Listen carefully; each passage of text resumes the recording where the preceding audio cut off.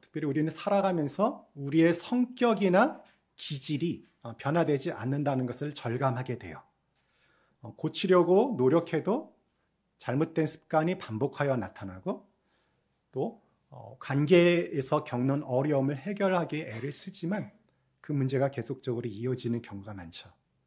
오랜 습관을 바꾸려고 하여도 그것이 조금 좋아지는 것 같다가 어느새 다시 되돌아오는 것을 경험하곤 합니다. 우리가 갖고 있는 내면의 어떤 분노, 완고함, 좌절, 또 게으름, 성급함, 또 까칠함, 이런 것들은 우리 내면 깊숙한 곳에 자리 잡고 있어서 쉽게 변화되지 않습니다.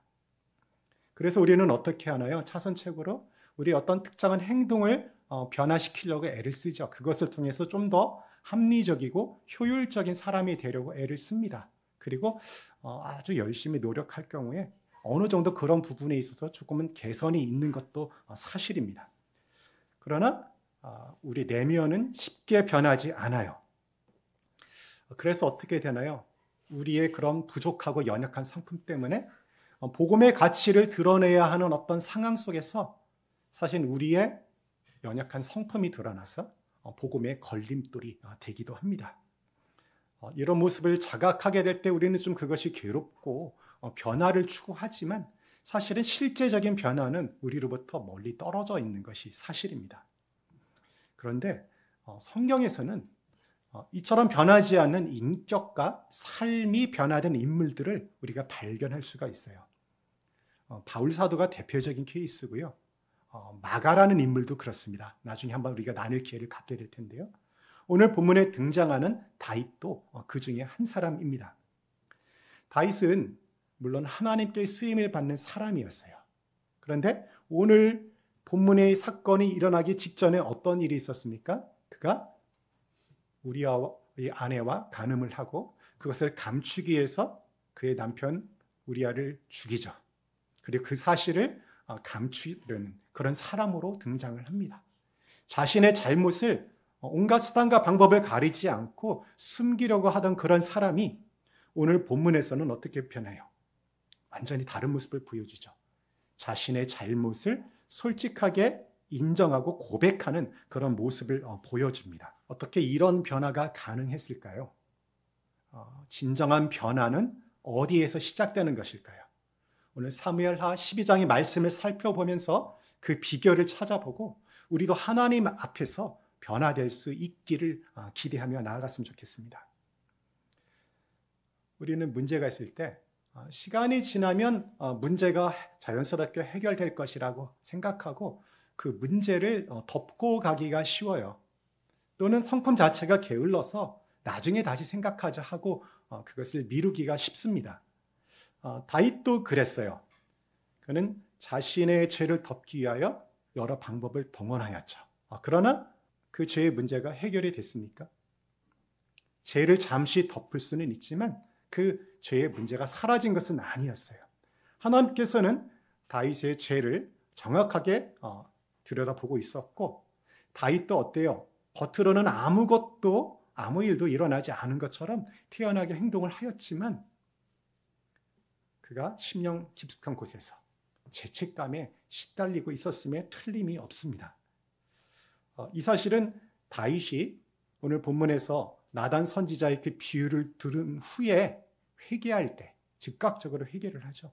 그 모습을 통하여서 그의 마음속에 얼마나 무거운 짐이 있었는가를 우리가 엿볼 수가 있어요. 그렇다면 다윗의 변화는 어떻게 시작이 되었을까요? 우리 사무엘하 12장 1절을 보십시오. 어떻게 되어 있습니까? 변화의 시작이 다윗 자신에게서 시작되지 않았다는 것을 분명하게 보여줍니다. 여호와께서 나단을 다윗에게 보내시니 오늘 12장에 일어나는 사건의 전체적인 시작을 누가 주도하고 계신다는 거예요. 하나님께서 주도하고 계신다는 것을 이렇게 좀 표현을 하고 있는 것입니다. 하나님께서 나단 선지자를 다윗에게 보내셨어요. 다윗이 회개하기 전에 하나님이 먼저 그를 찾아간 것입니다. 우리 내면의 진정한 변화는 우리의 어떤 노력과 의지에 의해서 이루어지는 것이 아니라 하나님께서 우리를 찾아오셔서 그 내면의 문제를 들여다보도록 이끄실 때 시작이 됩니다. 다윗이 자신의 죄를 직면하지 않고 스스로 문제를 해결하려고 시도했을 때 결국 어때요? 실패의 자리로 가고 말았죠. 우리도 우리 자신의 생각과 우리 자신의 결단으로 내 문제를 해결하려고 할 때 결국에는 실패의 자리로 내려가기가 쉽습니다. 우리 내면의 진정한 변화는요, 성품의 진정한 변화는 사실은 저는 인간의 영역이 아니라고 생각을 합니다. 나단이 보내심을 받았어요. 하나님으로부터. 그 사실로부터 우리는 하나님이 어떤 분이라는 것을 우리가 알 수가 있습니다. 하나님 어떤 분이시죠? 우리의 죄를 그냥 덮으시는 분이 아니시죠. 어떻게 해요? 우리가 그 죄를 직면하도록 이끄시는 분이에요. 그래서 어떻게 합니까? 죄를 직면하려는 이유가 그냥 죄를 지었으면 그냥 심판하면 되는데 죄를 직면하게 하는 이유는 결국은 우리를 회개의 자리로 이끌기 위해서입니다. 구약의 백성들이 하나님과 언약을 맺었죠. 모세하고 그 대표로 하여서 맺은 언약이 있어요. 그 언약에 의하면 어떻게 됩니까? 하나님께서 이스라엘 백성들을 어떻게 대우하시기로 했어요? 율법에 순종을 하면 복을 주시고, 그렇죠? 율법을 어기면, 율법에 불순종하면 그렇죠? 심판을 하시기로 되어 있어요. 그러므로 율법에 따르면 지금 다윗의 죄는 어떤 것입니까? 죽음은 죽음으로 처벌하는 것이거든요. 그 자리에서 죽여야 그것이 마땅한 것입니다. 그런데 하나님 어떻게 하셨어요? 다윗을 심판하는 대신에 그에게 선지자를 보내셔서 그에게 회개할 기회를 제공하십니다. 이것은 하나님의 은혜예요. 여러분, 그 죄는 단순히 죄에 대한 대가를 치르고 치르지 않느냐의 문제는 아니에요. 어떤 죄인이 잊지 못할 죄를 지어가지고 감옥에 들어갔다 나왔어요. 그렇다고 해서 그의 죄의 문제가 다 해결이 되겠습니까? 그가 양심적인 사람이라고 한다면 자신이 지었던 그 흉악한 죄에 대한 죄책감이 아마 그의 평생을 쫓아갈 것입니다. 아마 다윗은 그런 죄책감을 인하여 다윗의 시편을 보십시오. 얼마나 영적으로 예민한 사람이에요. 그런 사람이 그 엄청난 죄를 짓고 혼자서 그 무게를 감당하였다는 것은 그에게 참으로 견디기 힘든 고통이 있었다는 것을 의미합니다. 하나님은 이 고통을 근본적으로 해결하도록 하기 위하여 그에게 찾아오셔서 지금 죄를 직면하게 만드신 것이에요. 신약시대를 살고 있는 우리들은 어떻습니까? 우리 안에 누가 거하시죠? 거룩한 영이신 성령님께서 거하시면서 우리에게 우리의 죄를 들여다보고 그것을 직면하도록 도전하고 이끄십니다. 여러분 혹시 죄의 문제일 수도 있고요. 여러분들의 그 성품이나 인격 속에 있는 해결되지 않는 문제, 이거는 정말 내가 싫은데 잘 고쳐지지 않는 문제가 있어서 만약에 이전에는 그냥 이게 좀 고쳐졌으면 좋겠다라는 정도로 생각을 했는데 어느 순간 그것이 너무도 크게 다가오고 마음이 부담되고 그것이 때로는 눈물의 기도의 제목이 될 때, 저는 그것이 하나님께서 여러분을 직접 찾아와서 여러분에게 도전하시는 증거라고 생각을 합니다. 다윗의 예와 마찬가지로 구약에서 특히 출애굽기 34장에서 보면요, 하나님께서 범죄한 이스라엘을 그들이 죄를 직면하게 한 후에 그들의 죄를 용서해 주는 모습을 볼 수가 있어요. 출애굽기 전체는요, 하나님이 이스라엘 백성과 언약을 체결한 내용을 주제로 하고 있어요. 그 앞에는 언약의 규정들을 쭉쭉 주고요. 그리고 성막을 어떻게 건설할지를 말씀해 주시고요. 그런데 34장에서 놀라운 일이 일어나죠. 무슨 일이 일어납니까? 그들이 금송아지를 만들어서 언약을 체결하자마자 바로 어긴 것을 봅니다. 그 결과는 무엇이어야 해요? 그들이 심판을 받고 진멸되어야 함에도 불구하고 하나님께서 결국은 그들을 용서하여 줍니다. 왜 그렇습니까? 왜 하나님 이스라엘 백성을 법대로 처분하지 않고 용서해 주셨을까요? 하나님께서 인자 긍휼이 많으신 분이셨기 때문입니다. 모세가 하나님의 모습을 구하였을 때 하나님께서 하나님의 뒷모습을 보여주시면서 자신이 어떤 분인지를 선포하시는 그런 구절이 있어요. 출애굽기 34장 6절입니다.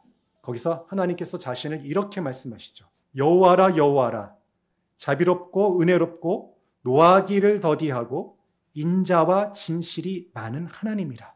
우리의 변화는 우리를 변화시키기 위해 찾아오시는 하나님의 은혜와 자비로 시작됩니다. 하나님은 우리의 연약함과 우리의 죄로 인한 실패를 그 실패의 자리에서 끝나게 하지 않으시고 다시 일어설 수 있도록 우리에게 새로운 시작을 허락하시는 그런 분이십니다. 회복은 인간의 공로와 자격으로 이루어지는 것이 아니라 전적으로 하나님의 자비와 은혜로 이루어지는 것입니다. 이것이 다윗의 삶에서, 이스라엘의 역사에서, 그리고 저와 여러분의 삶에서 동일하게 나타나는 진리입니다. 우리가 그 죄를 깨닫게 하기 위해서 하나님께서 나단 선지자를 다윗에게 보내셨다는 것을 조금 전에 살펴보았습니다. 그런데 나단 선지자가 와서 다윗에게 할 때 어떻게 그의 죄를 깨닫게 하셨죠? 그의 죄를 지적하는 것이 아니라 하나의 비유를 드십니다. 비유를 통해 가지고 어떻게 해요? 다윗이 스스로 자신의 죄를 들여다보게 만들죠. 그 속에 누가 등장해요? 한 부유한 사람이 등장하는데 그 등장한 사람을 보고 다윗이 어떻게 해요? 분노하죠. 그렇죠? 그를 규탄하죠. 그런데 나중에 나단 선지자가 어떻게 말을 합니까? 그 사람이 바로 당신이다 라고 그렇게 이야기를 해요. 우리 12장 5절을 한번 볼까요? 다윗이 그 사람으로 말미암아 노하여 나단에게 이르되 여호와의 살아계심을 두고 맹세하노니 이 일을 행한 그 사람은 마땅히 죽을 자라. 12장 7절입니다. 당신이 그 사람이라. 이 짧은 선언이 다윗이 들러치고 있었던 모든 방어막을 무너뜨립니다. 자신의 죄를 깨닫게 되는 것이죠.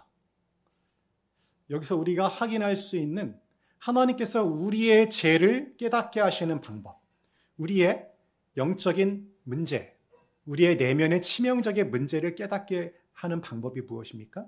하나님의 말씀을 전하는 선지자를 통해서 그것을 깨닫게 하셨죠. 하나님께서 말씀을 통하여서 우리의 내면을 비추시고 우리의 숨겨진 죄와 내적인 동기를 깨닫게 하신다는 것입니다. 히브리서 4장 12절은 이렇게 말을 해요. 하나님의 말씀은 살아있고 운동력이 있어 좌우의 날선 어떤 검보다도 예리하여 혼과 영과 및 간절과 골수를 찔러 쪼개기까지 하며 또 마음의 생각과 뜻을 감찰한다 라고 그렇게 되어 있습니다. 하나님의 말씀은 우리 내면의 가장 깊은 곳까지 비추어서 우리 내면을 드러내게 합니다. 자신의 죄를 깨달은 다윗이 자신의 죄에서 더 이상 도망하지 않았죠. 그는 하나님 앞에 정직하게 섰습니다. 그리고 회개의 자리로 나아갔어요. 자신의 죄를 직면하고 그것을 정직하게 인정한다는 것은 고통스러운 일이에요. 저와 여러분에게 정말로 치명적인 어떤 문제가 있다는 것을 그냥 머리로 끄덕이는 것이 아니라 자신의 전 존재로 인정하는 자리까지 나아가는 데에는 많은 고통이 따릅니다. 여러분 그런 경험이 아마 있으신 분도 있을 거고 앞으로 겪게 될 거예요. 왜냐하면 우리 자신은 자신을 의롭다고 여기는 그런 속성이 남아있고 자신에 대해서 한없이 간대한 존재이기 때문에 자신의 어떤 문제를 정말로 치명적인 문제로 조금 문제가 있어, 그게 좀 문제가 있지라는 정도가 아니라 참으로 그 문제가 반드시 하나님 앞에서 해결돼야 하는 심각한 문제라는 것을 인정하기가 쉽지가 않습니다. 다윗의 회개는 하나님의 말씀 앞에 정직하게 반응하였던 그 결과라는 것을 우리가 살펴보았습니다. 오늘날 우리가 성령께서 말씀을 통하여 우리 마음을 비춰주실 때 우리 내면을 좀 정직하게 들여다보았으면 좋겠습니다. 나에게 있는 그런 기질의 문제, 성품의 문제, 인격의 문제, 그것이 혹시 다른 사람과의 관계, 또 하나님과의 관계, 또 복음을 증거하고 드러내는 일에 걸림돌이 된다고 한다면 그 문제를 정직하게 인정할 수 있는 상한 마음을 달라고 우리가 하나님 앞에 구해야 할 것입니다. 비유를 들었을 때 다윗이 응답한 그 상황을 조금 더 깊이 한번 살펴볼게요. 다윗은 자신이 죄를 지었다는 사실을 그저 머리로서 지적으로 인정한 것만이 아니에요. 감정적으로 그것을 슬퍼했고 의지적으로 그것을 돌이키는 자리로 나아갔습니다. 전인격적인 반응을 보였던 거예요. 다윗이 처음에 나단의 비유를 들었을 때 그가 느꼈던 감정은 무엇입니까? 분노였죠. 의분이었어요. 불의를 보고 참지 못하는, 우리 가운데 그런 지체들 많이 있는데 불의를 보고 참지 못하잖아요. 우리 가운데 일어난 그런 안타까운 현실을 보고 불의를 참지 못하고 이러는 젊은이들이 오늘날 얼마나 많이 있습니까? 그런데 그 감정이 어떻게 변화했어요? 그 사람이 바로 당신입니다 라고 나단이 시작하였을 때 그 의분이 부끄러움으로 바뀌었고, 또 어때요? 자신이 하나님 앞에 심판받을 자라는 것으로 인하여 심판에 대한 두려움이 그를 엄습했고, 또 어때요? 자신의 그 죄 때문에 마음이 아팠어요. 애통했어요. 애통하는 자는 복이 있나니 그가 어떻게 해야 된다고요? 위로를 받을 것이며라고 했어요. 그런 감정들이 그 내면에 일어났습니다. 그 결과 그가 온전한 회개의 자리로 나아가기로 결단을 하게 된 것입니다. 사무엘하 12장 13절을 보면요, 그래서 그가 이렇게 고백을 하죠. 내가 여호와께 죄를 범하였노라. 상한 심령, 깨진 심령이 되어서 이런 고백으로 나아가게 된 것입니다. 시편 51편에서 다윗은 이때 어떠한 일이 일어났는지, 자신의 마음이 어떠했는지를 이렇게 고백을 해요. 하나님이여, 주의 인자를 따라 내게 은혜를 베푸시며 주의 많은 긍휼을 따라 내 죄악을 지워 주소서. 죄책감과 두려움 속에서도 다윗은 하나님의 인자와 자비하심을 신뢰하며 하나님 앞에 나아가 자신의 죄를 고백합니다. 단순히 죄를 인정하거나 후회하는 정도가 아니라 하나님의 은혜를 신뢰하며 자신을 온전히 내맡긴 것입니다. 오늘날 우리도 하나님의 말씀, 또 성령의 조명하심을 통하여서 우리의 죄를 인식하게 되고 우리 안에 있는 치명적인 어떤 문제점들을 인식하게 됩니다. 그렇게 될 때 우리가 보여야 할 반응이 무엇일까요? 그것을 정직하게 인정하고 애통해야 해요. 단순히 이것을 개선해야겠다는 정도로 그쳐서는 안 되고 하나님 앞에 정말로 나의 그런 죄된 모습, 그 모습 때문에 우리 주님께서 죽으셨다는 사실을 붙들고 우리가 애통해야 하고 그러한 모습을 우리가 미워해야 합니다. 그러할 때 우리 속에서 진정한 변화에 대한 갈망이 일어나요. 단순한 후회나 단순히 우리가 좀 더 나은 사람이 되어야겠다라는 정도가 아니라 정말로 하나님 안에서 애통하는 가운데 갈망으로 이것이 표현이 되는 것입니다. 그럴 때 어떻게 합니까? 하나님께서 우리의 연약함과 죄를 고백하는 자 앞에 하나님께서 자비와 은혜를 베푸셔서 우리를 변화의 길로 인도하십니다. 진정한 변화는 우리의 바람이나 소원에서 시작되지 않습니다. 하나님께서 말씀과 여러 가지 방법으로 우리에게 그런 변화의 필요성을 깨닫게 하시고 하나님의 그 마음을 우리가 알 때, 그리고 우리가 변화되어야겠다는 그런 간절한 소망을 품을 때 우리 속에서 진정한 변화가 시작이 되는 것입니다. 하나님 우리에게 기대하는 그런 변화는 단순히 좀 더 능력 있는 사람, 좀 더 나은 사람이 되는 것이 아니라 우리가 신앙적 인격이 성장하는 것이에요. 예수 그리스도의 모습을 더욱더 닮아가는 것입니다. 다윗은 자신의 죄를 숨기려 하였지만 하나님은 나단을 통하여 다윗으로 하여금 피할 수 없는 진실 앞에 서도록 하였습니다. 다윗이 자신의 죄를 깨닫고 고백을 하였죠. 그러나 그것은 그가 시작한 일이 아니라 하나님께서 은혜롭게 개입하셔서 그를 회개의 자리로 이끄셨기 때문에 가능한 것이었어요. 오늘 우리의 삶에서도 하나님께서 동일하게 역사하십니다. 하나님께서 저와 여러분의 인격과 기질과 습관 가운데 있는 치명적인 결함을 깨닫게 하여 주신다고 한다면 그것을 우리가 정직하게 반응해야 합니다. 그것을 붙들고 우리가 간절히 구해야 합니다. 그것이 진정한 변화의 시작이에요. 하나님께서 그 주권적인 일하심으로 일을 하지만 우리의 어떤 순종이 불필요하지는 않아요. 여러분, 그 하나님의 주권과 인간의 책임에 대해서는 참으로 이해하기 힘든 어떤 신비가 존재해요. 그래서 우리가 그것을 어떻게 표현하냐면 하나님의 주권과 인간의 책임 사이에는 긴장이 존재한다라고 생각을 해요. 그런데 제가 최근에 말씀을 묵상하면서 이전에는 저는 그 긴장 관계가 제법 크다고 생각을 했었거든요.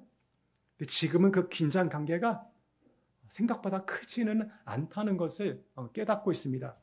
빌립보서 2장 13절에 이렇게 말씀을 하세요. 너희 안에서 행하시는 이는 하나님이시니. 누가 행한다고 말씀을 하세요? 하나님께서 행하신다고 말씀을 하고 있어요. 그런데 그 뒤를 한번 보십시오. 자기의 기쁘신 뜻을 위하여 너희에게 소원을 두고 행하게 하시나니. 하나님께서 주도적으로 행하신다고 선언을 해놓고 하나님께서 행하시는 방법이 무엇입니까?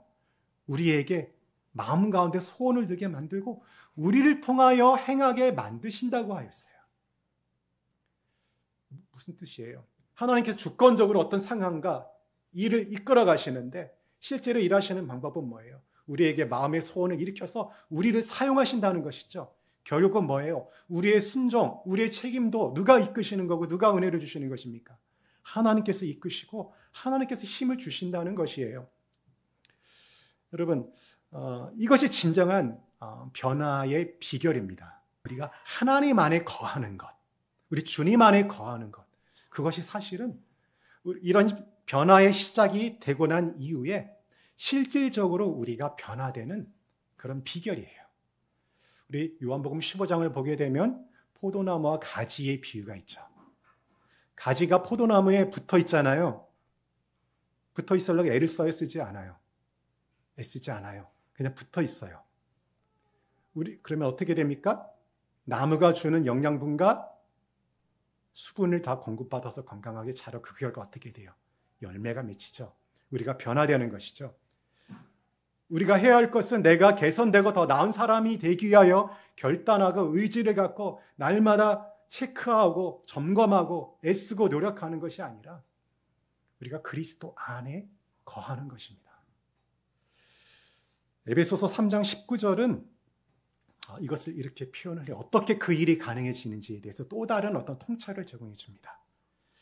하나님의 모든 충만하신 것이 우리 안에 거한다고 선언을 해요. 3장 19절. 하나님의 모든 충만하신 것이 무엇입니까? 하나님을 하나님 되게 만드는 거예요.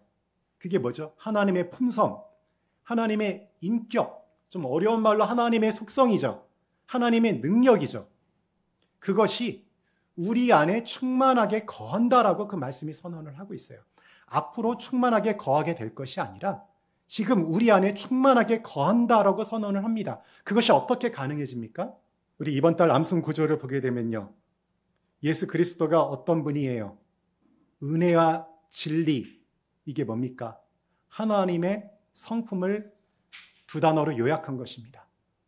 다른 말로 하여서 하나님 당신이 자신이 충만하신 분이 바로 예수님이라는 거예요.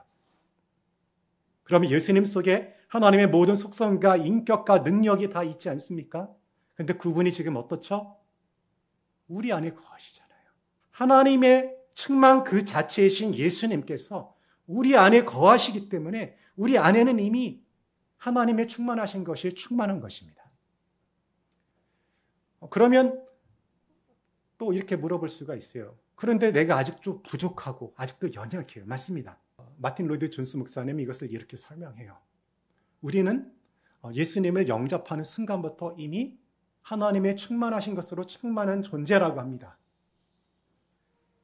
풍선의 비유를 하는데 우리가 풍선을 쭉 불어요. 우리 아기가 불 때는 어때요? 풍선이 좀 작겠죠? 그런데 그 안에는 무엇으로 가득 차 있죠? 공기로 가득 차 있잖아요. 하나님의 충만하심이 그렇다는 거예요. 우리가 신앙이 여리더라도 그 안에 우리가 풍선처럼 작은 존재이지만 연약한 존재이지만 그 안은 어떤 거예요? 하나님의 충만으로 가득 차 있다는 것입니다. 우리가 그리스도의 장성한 분량에까지 이르는 것은 뭐냐면 이 작은 풍선이 점점 더 큰 풍선으로 커지는 거예요. 계속적으로 우리는 그리스도로 충만한 존재입니다. 그러면 우리가 어떻게 해야 하는 것입니까? 그리스도의 충만하심을 바라보고 그것을 의지하는 거예요. 그것이 무엇이에요? 예수님을 기뻐하고 그 안에 거하기를 기뻐하는 것입니다. 그분을 생각하고 그분의 말씀을 묵상하고 그분 앞에 나와 기도하고 내가 움직이면서도 생각하면서도 그분과 함께 동행하는 것입니다. 그것이 바로 가지가 포도나무 안에 붙어서 있는 것입니다. 예수님 안에 있는 것입니다. 우리가 그렇게 될 때 우리 안에 있는 그리스도의 충만하심, 하나님의 충만하신 것이 스스로 일하여서 우리의 삶과 인격이 변화되는 것입니다. 내 의지와 내 노력으로는 도저히 변할 수 없는 완고한 우리의 자아가 그리스도의 모습을 닮아가는 것입니다. 하나님이 시작하신 변화는 반드시 완성됩니다. 빌립보서 1장 6절입니다. 너희 안에 착한 일을 시작하신 이가 그리스도 예수의 날까지 이르실 줄을 우리는 확신하노라. 그러므로 여러분, 하나님 앞에서 변화될 것을 갈망하십시오. 그분의 은혜가 여러분의 연약함을 덮고 여러분을 새롭게 만드실 것입니다. 하나님은 이미 우리를 변화시킬 준비가 되어 있으십니다. 우리가 그 은혜를 붙들고 우리가 그분 앞에 나아가기만 하면 됩니다. 이 은혜를 누리시는 저와 여러분이 되시기를 주님의 이름으로 축원합니다.